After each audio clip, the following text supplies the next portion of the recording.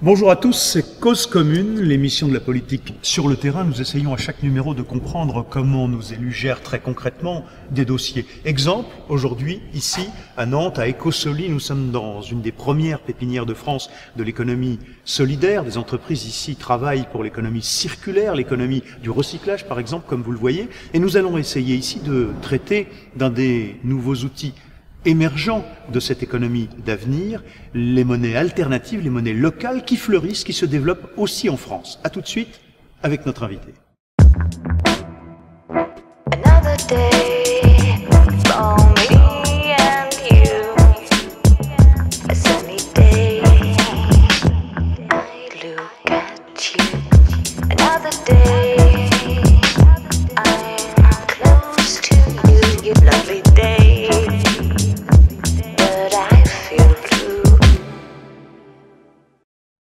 À Nantes, donc, à Ecosoli, dans cette réunion d'entreprises de l'économie circulaire, de l'économie sociale et solidaire, que vous avez inspiré ici en tant qu'élu local de Nantes. Bonjour Jean-Philippe Magnien. Bonjour. Alors vous êtes aussi vice-président du Conseil régional des Pays de Loire, et vous menez une enquête sur ces monnaies alternatives, ces monnaies locales, pour le compte du gouvernement. Mais ces monnaies, ça sert à quoi réellement? Ça a une vraie valeur?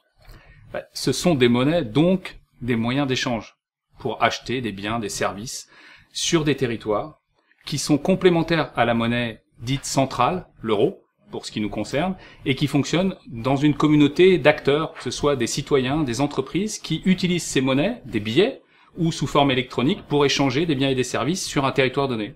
Et il en existe un peu partout en France, et donc le gouvernement a souhaité qu'on aille faire un petit peu un diagnostic sur les territoires pour voir comment elles existent et comment elles vivent sur la France. Alors on va voir comment ça marche avec vous, évidemment, à quoi elles servent, quel est leur objectif. On va d'abord commencer par un reportage de Sébastien Duport en images. Je mets ici que j'accepte à partir d'aujourd'hui les abeilles, la monnaie locale. C'est le grand jour pour Abdeslam, il vient de rentrer dans le réseau des 112 commerçants qui acceptent cette monnaie de la région de Villeneuve-sur-Lot. Pour moi, il n'y a pas tellement d'avantages, pas immédiat en tout cas, mais surtout pour une éthique.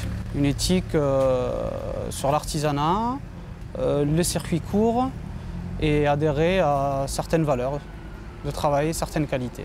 Sur le marché, on a déjà l'habitude d'utiliser cet autre moyen de paiement. Moi je trouve ça très amusant, j'ai l'impression de jouer au Monopoly. 10 abeilles tout rond, s'il vous plaît. Et parfait. Magnifique. Et voilà.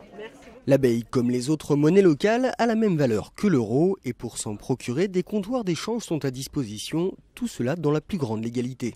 Alors cette monnaie est tout à fait légale puisqu'elle est régie par le code monétaire qui nous donne deux obligations. L'obligation de ne pas créer de banque et la deuxième obligation, c'est toute personne qui veut adhérer à la monnaie locale et qui veut s'en servir doit être obligatoirement adhérent. En France, pas moins de 17 villes ont adopté leur propre monnaie. Une vingtaine d'autres sont en cours de lancement. C'est le cas de Montreuil, en Seine-Saint-Denis. Ici, on se prépare à accueillir la pêche, première monnaie de la région parisienne.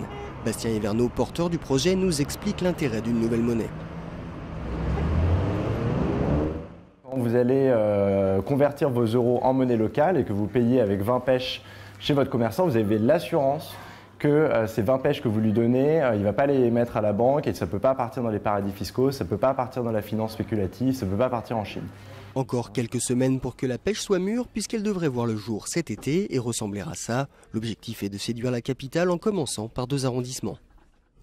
Vous venez de voir ce reportage, Jean-Philippe Magnien, vous avez entendu cette dame, le Monopoly, un jeu, enfin il y a un côté folklorique quand même. Alors pourquoi est-ce que le gouvernement, à l'échelon national, s'intéresse à ces monnaies? Il s'est intéressé à la base à ces monnaies parce qu'il y a une situation de crise.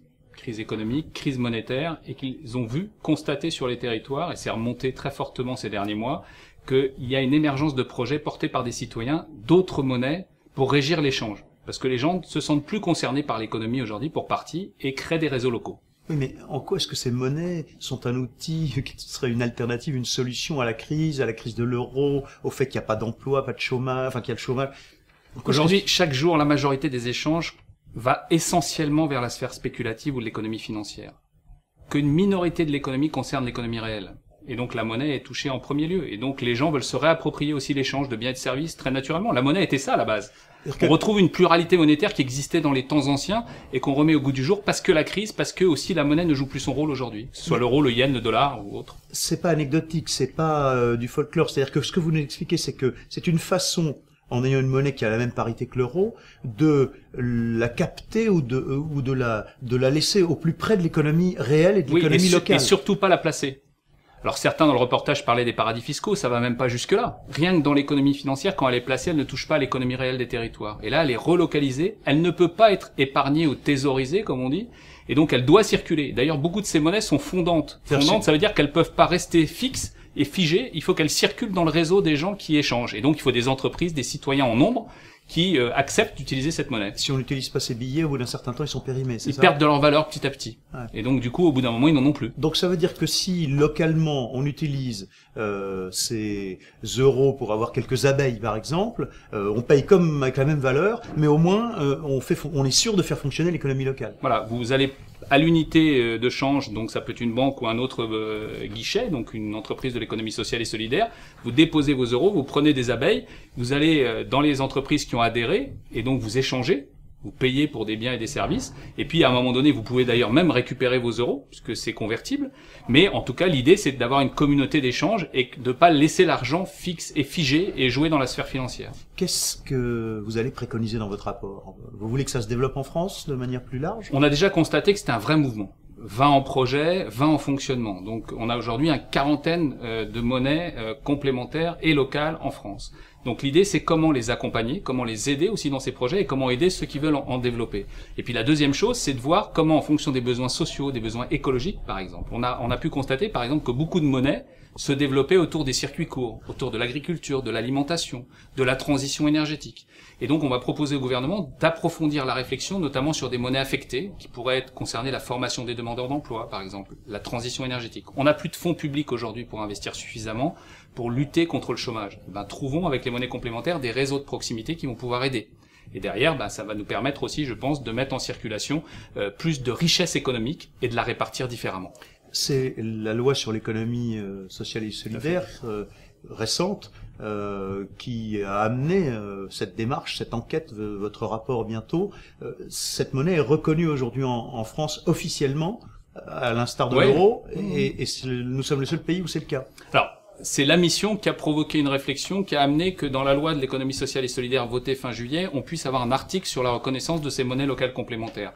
L'idée, c'est pas à l'instar de l'euro. C'est de montrer que sur les territoires, pour relocaliser l'économie, pour que les citoyens se réapproprient la monnaie, il faut reconnaître ces monnaies locales. Et dans la loi, il y a la reconnaissance, et la France est le premier pays d'Europe à avoir un article de loi maintenant qui reconnaît les monnaies locales complémentaires. Alors on n'a pas tout gagné, mais en même temps, les préconisations du coup de notre rapport vont demander au gouvernement et aux collectivités locales, puisque maintenant elles s'y intéressent, dans les dernières élections municipales, l'ensemble des programmes des grandes et moyennes villes instaurer des monnaies locales complémentaires. Donc on va accompagner ces projets et il faut que l'État se dote de moyens supplémentaires pour accompagner ces projets sur le territoire et les laisser dans le cadre légal pour que ça évite de tourner et de virer par exemple vers des expériences comme le Bitcoin que les téléspectateurs ont plus entendu ces derniers mois que les monnaies locales complémentaires. Et la différence entre ces monnaies locales et le Bitcoin par exemple? Le Bitcoin c'est une monnaie spéculative, dérégulatrice, c'est-à-dire qu'elle est complètement déconnectée du territoire puisqu'elle est apatride, elle est hors des sphères même de contrôle, alors que les monnaies locales complémentaires, pour qu'elles existent, il faut qu'elles soient ancrées dans une communauté, un territoire, des gens qui se voient, qui sont réels comme vous et moi. Votre fonction, votre mandat d'élu local, ça sert aussi à ça et vous pensez pouvoir avoir de l'influence sur la réalité à travers un dossier comme celui des monnaies alternatives? En tout cas, je pense que ça marque concrètement ce qu'on peut réaliser quand on est politique pour impulser des dynamiques sur le territoire. Comme vous l'avez dit pour les Écosoliers ou le Solidab, c'est un peu l'empreinte d'élus locaux qui travaillent avec la société civile et en lien direct pour créer l'économie autrement ou d'autres projets pour ces territoires. Et les monnaies complémentaires en font partie pour créer aussi un autre mouvement que l'économie dominante et la financiarisation à laquelle on assiste et qui fait des dégâts terribles sur la planète. Mais Jean-Philippe Magnien, il existe aussi donc une monnaie locale à Nantes ici? Il en existe une qui est dans l'agglo nantaise qui s'appelle le Réel, qui fonctionne, qui circule, et une autre qui est en projet dans quelques mois qui s'appelle le Sceau Nantes sur la ville de Nantes et qui est portée par le Crédit municipal de Nantes. Et pourquoi deux différentes? Parce qu'il y en a une qui est plus sur une plateforme inter-entreprise et qui va s'ouvrir aux citoyens, et puis une qui vient et qui émerge des réseaux citoyens et qui est sur un autre territoire. Donc elles sont assez complémentaires pour le coup entre elles. Ouais, on voit bien que c'est très très local quand même. Hein. Bon, bah, vous allez m'offrir un café avec du réel alors. Avec du réel, c'est possible, quoique Solilab a besoin d'adhérer au réel, ce qui n'est peut-être pas encore le cas. Ah oui, il faut être adhérent dans le réseau pour pouvoir utiliser ces monnaies. C'est quand même très très codifié. 35 entreprises, 135 emplois sur ce site du Solilab.